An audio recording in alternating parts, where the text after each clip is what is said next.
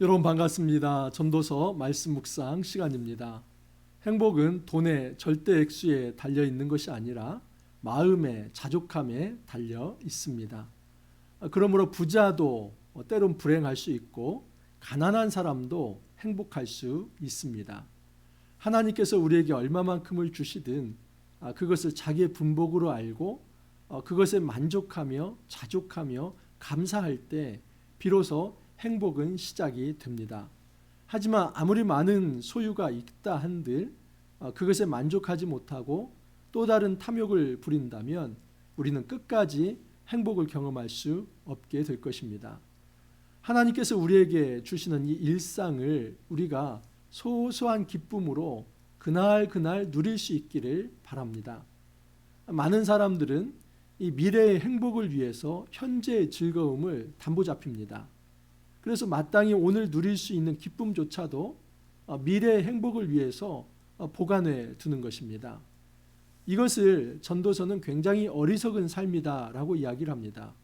이 말은 욜로족이 되어서 내일은 없이 그냥 오늘만 즐기고 말자, 제가 그것을 말하는 것이 아닙니다.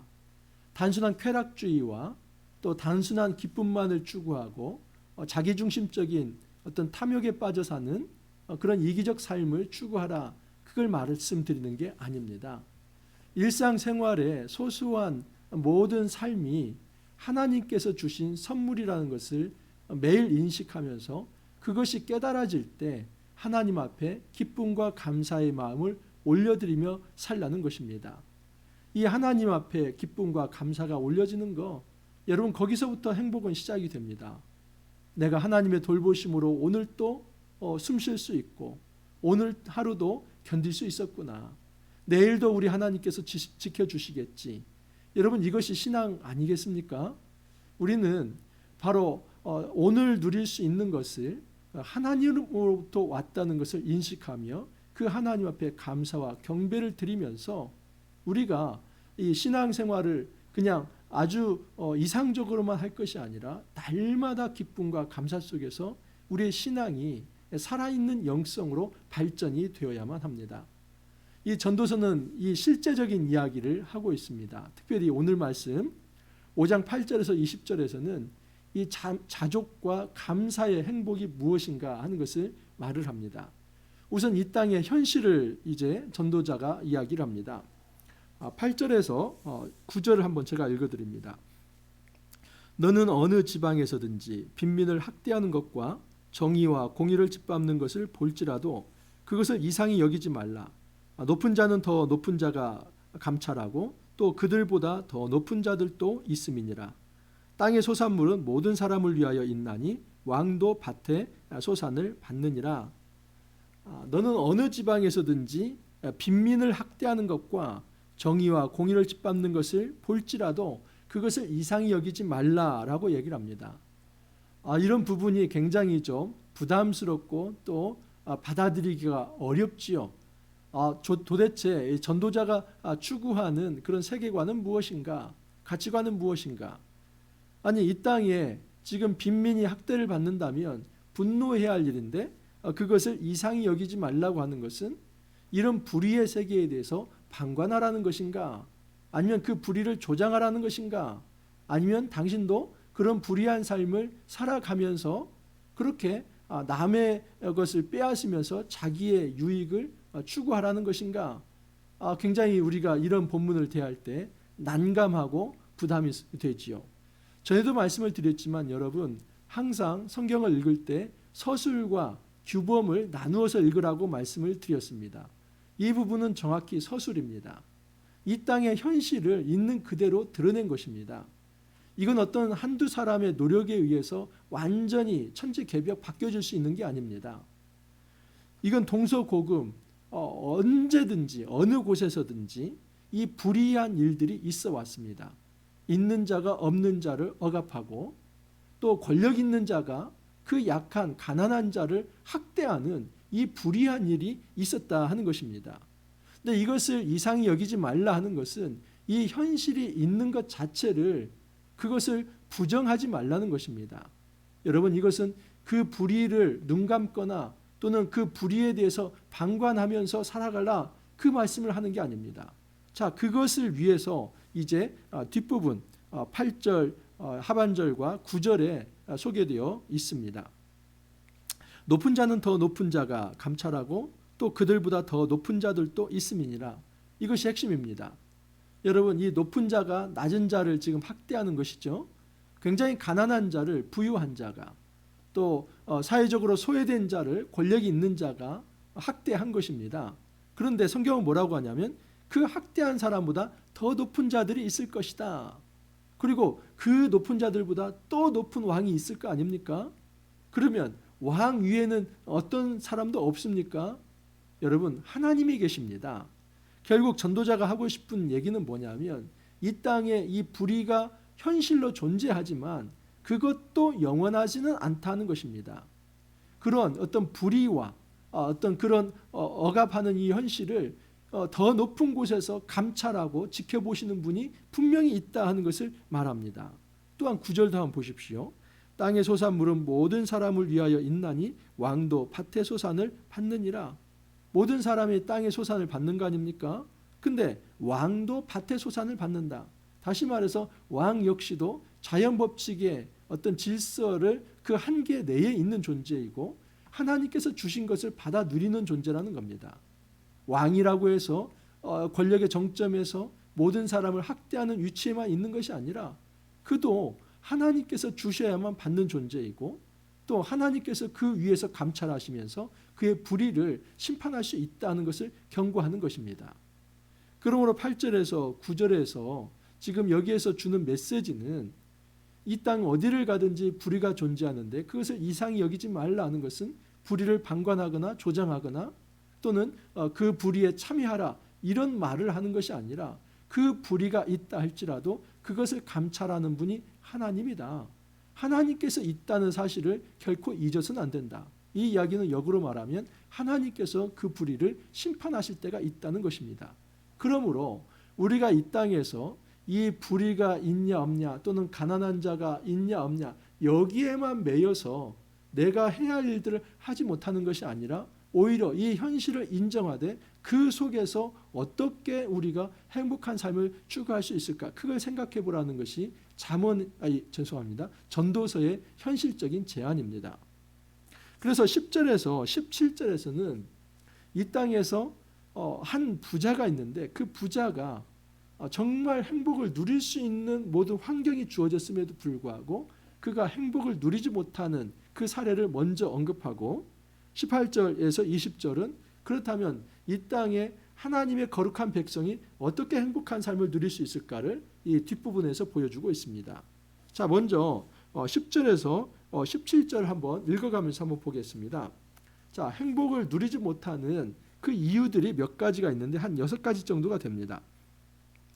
은을 사랑하는 자는 은으로 만족하지 못하고 풍요를 사랑하는 자는 소득으로 만족하지 아니하나니 이것이 헛되도다. 여러분, 재물을 사랑하는 자가 왜 행복하지 못하냐면 그 재물의 풍족함에 만족하지 못하기 때문입니다.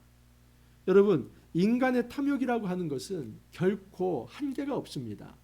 그렇기 때문에 그 재물이 많다고 해가지고 그 탐욕을 만족시킬 수 있는 것은 아닙니다. 인간의 단순한 욕구가 아니라 이 탐욕이라고 하는 것은 마치 무적행과 같습니다. 그냥 어떤 바닥이 없는 갱도라고 한번 생각을 해보십시오. 거기에 아무리 금은보화를 넣는다고 한들 쑥쑥쑥 빠져서 다 없어져 버리는 겁니다. 이것이 인간의 마음입니다. 그렇기 때문에 인간의 마음을 절제하지 않는 한 그것이 수십조, 수백만 조가 있다 할지라도 여러분 그것은 그 사람에게 결코 행복을 가져다 주지 못합니다. 여러분 얼마 전에 이 사우디아라비아 이 빈살만 왕세자가 오지 않았습니까?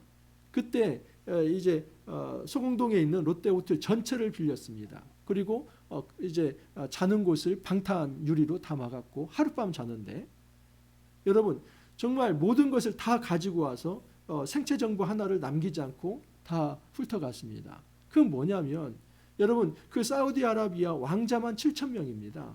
그 속에서 그 정점까지 갈 때에 쉽지 않았던 길임을 지금 반증하는 것이고 또 그 자를 지킬 때에 정말 엄청난 이 보안이 요구된다 하는 것을 지금 반증하는 거 아닙니까?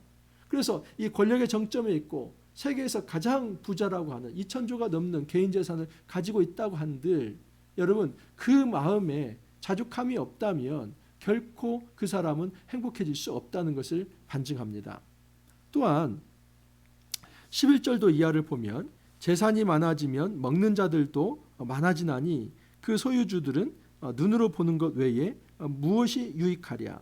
노동자는 먹는 것이 많든지 적든지 잠을 달게 자거니와 부자는 그 부유할 때문에 자지 못하느니라. 자, 두 번째는 무엇이냐면 여러분 재물이 많아지면 쓸 것도 많아진다 하는 것을 얘기합니다. 여러분 우리가 사업처를 확장해 갑니다. 뭐 이 사업처 A 사업처, B 사업처, C 사업처를 굉장히 좀 확장해 갑니다. 그러면 생산 설비 투자를 해야죠.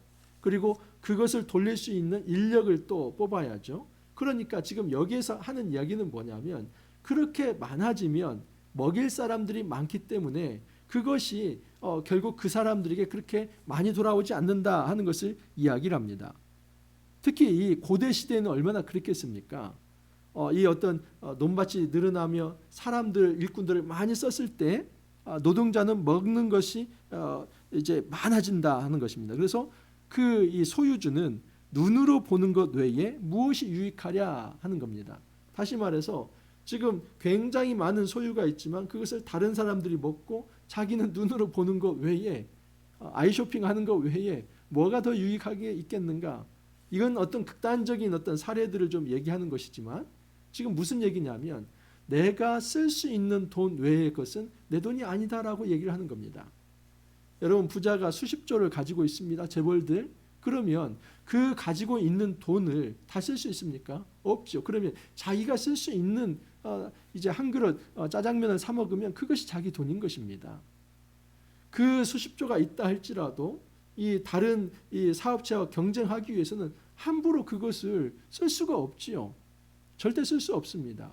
주식이든 뭐가든 이 어떤 지분이 되든 현금이 되든 그 위치에 서면 또 그 위치에 경쟁 관계가 있기 때문에 그것을 그렇게 자기 마음대로 쓸 수 없습니다. 결국 자기가 쓸 수 있는 것은 한 달에 정해져 있는 얼마의 용돈입니다. 그게 자기 돈인 것입니다. 자, 세 번째는 뭐냐면 노동자는 먹는 것이 많든지 적든지 잠을 달게 자거니와 부자는 그 부유함 때문에 자지 못한다. 이 부자가 이제 불행한 또 하나의 이유가 뭐냐면 그 부유함을 지키기 위해서 과거에는 도둑이 많지 않습니까? 그래서 불안함 때문에 시건장치를 몇 개를 해놓더라도 이제 이 염려함으로 꿈을 꾸면서 그렇게 이제 단잠을 자지 못하고 불면증에 빠집니다. 하지만 이 가난한 사람은 아주 그냥 마음 편하게 잘 잔다는 겁니다. 저도 아주 오래전에 들었던 우스갯소리인데 여러분 옛날에 6, 70년 전에는 6, 70년대에는 다리 밑에 이제 노숙하는 소위 말하는 거지들이 있었습니다. 그래서 그곳에서 다리 밑에서 이제 판자 같은 걸 치고 또 이제 살지요. 근데 그 위에 이제 소방차가 지나가더랍니다. 그러니까 아들이 아유 아버지 어디 집에 불났나 보네요. 근데 우리 집은 이 불날 집이 없어서 참 괜찮네요. 그랬답니다. 아들이 아버지한테. 그랬더니 아버지가 야 임마 그거 다 내 덕인 줄 알아? 그랬답니다. 좀 더 재미있게 여러분들 제가 말씀을 드렸는데 제 은사가 그냥 재미있는 얘기 그냥 아주 싸하게 재미없게 하는 그런 은사가 저에게 좀 있습니다. 저는 굉장히 이 얘기 듣고 재미있었습니다. 그 얼마 전에 이제 그 제가 지갑을 잃어버렸어요. 지갑을 잃어버렸는데 굉장히 그 막 옆에 있는 사람들이 고민을 많이 해요. 아내도 고민을 하고 딸도 고민을 하고. 근데 가만히 생각해 보니까 그 지갑을 잃어버렸지만 그 가져간들 지금 일단 현금이 거기 지갑 안에 없었고 그리고 체크카드가 있지만은 일단 통장이 비어 있기 때문에 빠져갈 것도 없고 이제 한 가지 흠이 이제 주민등록증이 좀 있어서 그걸로 좀 누가 범죄를 저지르면 어떨까 이제 그런 염려는 했었습니다. 저도 이제 똑같은 얘기를 한 겁니다. 여러분, 부자면 부자가 가질 수 있는 고민이 있습니다. 그러면 가난한 사람은 그렇지 않다는 것이죠. 네 번째는 그 재물이 재난을 당할 때 없어지나니 비록 아들은 낳았으나 그 손에 아무것도 없느니라. 여러분, 이 부자는 그가 어떤 컨트롤할 수 있는 그 범위 밖에 있는 것이 있습니다. 그게 뭐냐면 재난입니다. 재난이 당했을 때는 아무리 큰 거라 할지라도 그게 인적 재난이 됐든지 아니면 자연재해가 됐든지 그러면 다 사라지기 때문에 상속할 것이 없다 하는 것입니다. 자, 또한 15절에 보면 그가 모태에서 벗고 나왔은지 그가 나온 대로 돌아가고 수고하여 얻은 것을 아무것도 자기 손에 가지고 가지 못하리니, 이건 아주 동서고금을 막론하고 있는 격언 같습니다. 공술의 공수거라는 말 있지 않습니까? 우리가 빈손으로 와서 빈손으로 간다. 그렇지 않습니까? 태어날 때 적신으로 태어났고 이제 죽을 때도 우리가 빈손으로 갑니다. 아무리 많이 이 재산이 있다 할지라도 그걸 자기 가져갈 수는 없다는 것이죠. 또한 16절에 보면 이것도 큰 불행이라 어떻게 왔든지 그대로 가리니 바람을 잡는 수고가 그에게 무엇이 유익하랴. 아까 했던 말씀이고, 17절에 보면 일평생을 어두운 데서 먹으며 많은 근심과 질병과 분노가 그에게 있느니라. 또 하나의 문제는 뭐냐면 결코 재물이 있다는 것이 이 마음과 육신의 건강을 보장할 수는 없다는 겁니다. 여러분, 현대의학으로도 고칠 수 없는 질병이 많지 않습니까? 자, 그래서 한 6가지 이유, 그러니까 돈이 많다고 하지만 극단적으로 이런 사례들 때문에 그 돈이 많다고 해서 반드시 행복을 보장할 수 있는 것은 아니다는 겁니다. 그러면 이 돈으로 행복을 보장하는 것이 아니라고 한다면 우리는 어떻게 행복해질 수 있는가? 그게 18절 이하입니다. 사람이 하나님께서 그에게 주신 바 그 일평생에 먹고 마시며 해 아래에서 하는 모든 수고 중에서 낙을 보는 것이 선하고 아름다움을 내가 보았나니 그것이 그의 몫이로다. 여러분, 전에도 계속 말씀을 드렸지만 그 일평생에 먹고 마시며 해 아래에서 하는 모든 수고 중에서 낙을 보았다고 합니다. 그런데 그 먹고 마시는 것은 하나님께서 그에게 주신 바입니다. 다시 말해서 이 먹고 마시는 것은 쾌락을 추구하는 것이 아니라 하나님께서 선물로 주신 것에 의해서 우리가 일상생활을 해나가는 것, 그것이 바로 아주 큰 기쁨이다 하는 것입니다. 우리가 정말 중요하게 생각해야 할 것이 뭐냐면 이 모든 것은 하나님께서 주신 것이라는 그런 생각을 갖는 것입니다. 그래서 나의 일상이라고 하는 것은 하늘로부터 온 선물이다 하는 것, 이 생각을 갖는 것이 행복의 시작입니다. 또 하나는 모든 수고 중에서 낙을 보는 것이 선하고 아름다움을 내가 보았다. 이 선하다고 하는 것이 토부, 이 좋다는 겁니다. 다시 말해서 모든 수고 중에서 이 낙을 보는 것, 기쁨을 보는 것, 이것은 자족하는 것이죠. 내가 열심히 수고하고 거기에 일한 모든 어떤 몫을 누린다고 할 때 그것이 작든 크든 간에 하나님께서 주신 것으로 알고 자족한다면 그것이 바로 그 사람에게 무엇과 비교할 수 없는 행복이다라고 이야기를 하는 것입니다. 또한 19절을 보면 또한 어떤 사람에게든지 하나님이 재물과 부요를 그에게 주사 능히 누리게 하시며 제 몫을 받아 수고함으로 즐거워하게 하신 것은 하나님의 선물이라. 여러분, 여기 보면 하나님께서 재물과 부요를 주십니다. 일단 이것을 인정하는 것이 아주 중요하죠. 근데 제 몫이 중요합니다. 그 수고에 대한 자기의 몫이 있습니다. 그러니까 이 수고라고 하는 것은 노동이죠. 노동 자체를 즐거워하는 것도 행복입니다. 저 역시도 제가 이렇게 목회자로서 일을 할 수 있다는 것, 이것 자체가 무한한 행복입니다. 그리고 여기에 맞게 또 일정 부분 저의 어떤 생활에 필요한 이 어떤 급여를 교회에서 공동체에서 챙겨주는 것, 이거 역시도 제가 받을 수 있는 분복이죠. 그 모든 것들을 행복으로 생각을 하는 겁니다. 결론적으로 이 모든 것은 하나님의 선물입니다. 그러니까 매일 일상에서 작은 거 하나하나 챙겨주시는 거, 그 모든 것이 하나님의 선물입니다. 그는 자기의 생명의 날을 깊이 생각하지 아니하리니 이는 하나님이 그의 마음에 기뻐하는 것으로 응답하심이라. 여러분, 자기의 생명의 날을 깊이 생각한다고 해서 그 자기의 생명의 연한을 단 하루라도 늘릴 수 있습니까? 없죠. 이건 걱정하거나 염려할 필요가 없습니다. 모든 이건 이제 인명재천이라고 하지 않습니까? 이 하나님께 모든 이 어떤 이제 사람의 생명의 주권이 있지 않습니까? 그러므로 그것 때문에 고민하지 말고 이는 하나님이 그의 마음에 기뻐하는 것을 응답하심이라. 다시 말해서 하루하루 주어진 시간을 하나님 앞에서 기쁨으로 살아가는 것이 행복이다라고 이야기를 하고 있습니다. 정말 제가 이 서울에서 이렇게 지방에서 올라와 가지고 이제 지금 생각해 보니까 한 13년 차 되는 것 같습니다. 이 모든 기간에 지금 살아 있는 것 자체가 기적이고 또 교회를 개척하고 일할 수 있는 것 자체가 기적입니다. 여러분, 우리 삶 속에서 정말 참된 행복이라고 하는 것은 내가 가지고 있는 돈의 절대 액수에 달려 있지 않습니다. 그것이 나의 행복을 결정하는 것이 아니라 지금 나에게 하나님이 무엇을 주든지 얼마만큼을 주든지 현재 내가 일을 할 수 있고 또 거기에 대한 수고의 몫을 얻을 수 있고 그것의 자족과 감사를 누릴 수 있다면 우리는 또 다른 삶을 살아갈 수 있고 힘을 얻을 수 있다 하는 사실입니다. 근데 만약에 이런 자족과 감사의 영성이 없다면 아무리 많은 것이 주어졌다 할지라도 그것은 자기 돈도 아니고 그것은 남이 쓸 것이고 또한 그것으로 인해서 더 지키려고 고민하고 그리고 분투하고 투쟁하면서 이제 마음에 몸에 병을 얻어서 결국 행복하지 못하다 하는 사실입니다. 여러분, 이 간명한 진리 우리가 잘 받아 누릴 수 있기를 바랍니다.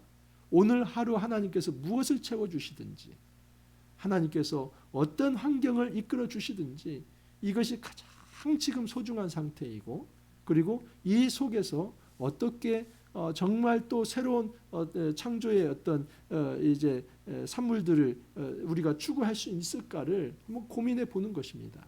이 자족과 감사가 없다면 우리는 새로운 일을 시작할 수 없습니다. 정말 새로운 시대를 살아보고 싶고 내일의 더 기쁨을 누리고 싶다면 오늘의 자족과 감사가 필요합니다. 오늘 하루 주 안에서 이 기쁨을 누리고 또 새날을 우리가 하나님이 주시는 이 기쁨을 기대함으로 맞을 수 있기를 간절히 소망합니다. 이렇게 기도합니다. 주님 감사합니다. 우리 안에 있는 이 자족과 감사의 영성이 얼마나 중요한지 알게 되었습니다. 행복은 내가 가지고 있는 소유의 절대에게 있는 것이 아니라 이 자족과 감사로부터 시작된다는 것을 알게 되었습니다.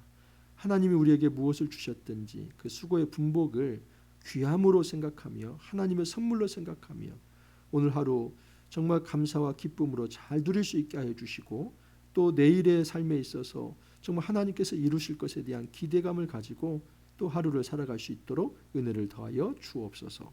주님 감사하옵고 예수님 이름으로 기도하옵나이다. 아멘. 우리가 전도서를 통해서 굉장히 실제적인 지혜를 얻어가고 있습니다. 기도합니다. 여러분 모든 삶에서 늘 행복한 삶, 평안한 삶 넘치기를 바랍니다. 오늘 하루도 화이팅 하시고 또 내일 찾아뵙도록 하겠습니다. 감사합니다.